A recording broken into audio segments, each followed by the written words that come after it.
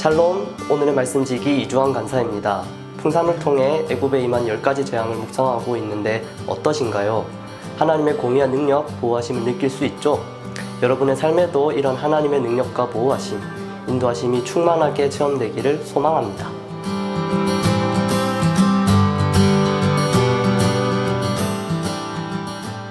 오늘 본문은 10번째 재앙을 통해 이스라엘 백성이 출애굽하는 장면을 보여주고 있습니다. 그동안 하나님께서 9가지 재앙을 바로에게 표적으로 보여주셨지만 바로의 완악한 마음은 이스라엘을 놓아주는 것을 거부합니다. 전장인 11장에서 하나님께서는 모세를 통해 이스라엘 백성들을 내보내지 않는다면 애굽 땅에 있는 모든 사람과 가축에 처음 난 것을 다 죽이겠다라고 마지막으로 경고하십니다. 하지만 바로는 여전히 듣지 않았고 하나님께서는 마지막 재앙을 내리기를 작정하십니다. 그런데 이 재앙에 앞서 하나님의 특별하신 은혜가 이스라엘 백성들에게 베풀어집니다. 그것은 바로 이 재앙을 피할 수 있는 유일한 방법을 모세를 통해 알려주신 것입니다. 하나님은 흠없고 일련된 수컷 어린 양이나 염소를 잡고 그 피를 집 좌우 문설주와 안방에 바르라고 명령하십니다. 그리고 애굽 땅을 심판하실 때 그 피가 있는 집은 넘어가 재앙을 내리지 않겠다고 약속하십니다. 그 피가 이스라엘 백성을 위한 표적이 될 것이라는 것입니다. 그뿐만 아니라 이 구원의 날을 여호와의 절기로 기념하여 대대로 후손들도 지키도록 명령하십니다. 이 날은 우리가 잘 알고 있는 유월절입니다. 영어로는 패스오버리라고 해서 지나가다라는 의미를 갖고 있습니다. 여기서 흥미로운 사실은 아직 마지막 재앙이 닥치기 전이었고 하나님의 구원하심을 이스라엘 백성들이 경험하기 전이었다는 것입니다. 심판이 있기 전 하나님께서는 이스라엘 백성들의 믿음과 순종을 원하셨습니다. 이스라엘 백성이라서가 아니라 어린 양의 피를 문설주에 바른 자들만이 재앙으로부터 보호받을 수 있었습니다. 그렇게 12장 21절에서 28절 말씀에 이스라엘 백성들은 믿음으로 첫 유월절을 지킵니다. 그날 밤 애굽 땅에서 모든 처음 난 것을 여호와께서 다 죽이십니다. 죽음으로 인해 큰 슬픔과 부르짖음이 애굽 땅을 덮었습니다. 결국 바로는 이스라엘 백성들을 보내줄 수밖에 없는 상황이 되어버렸습니다.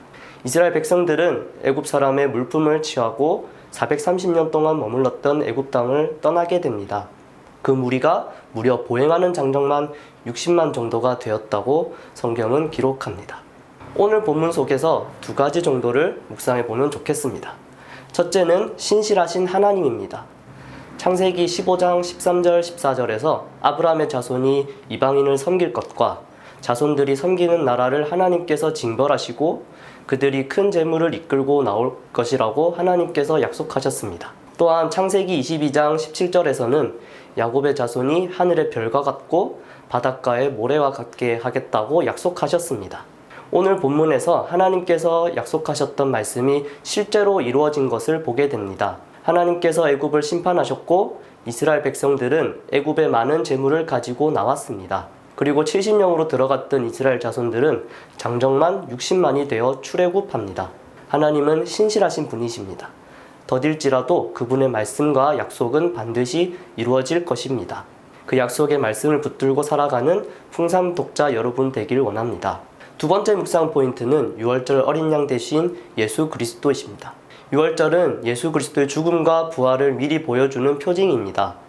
예수 그리스도께서는 우리를 위해 유월절 어린 양으로 죽으심으로써 우리의 모든 죄를 용서하셨고 구원해 주셨습니다. 오늘 이 사실을 믿는 사람만이 하나님의 은혜를 경험하게 됩니다. 우리는 얼마나 자주 주님의 은혜와 사랑을 묵상하고 감사하고 있나요? 구원의 기쁨이 혹여나 식어 있지는 않은가요? 오늘 예수님의 사랑에 조금 더 집중하고 그 사랑을 누려보면 어떨까요?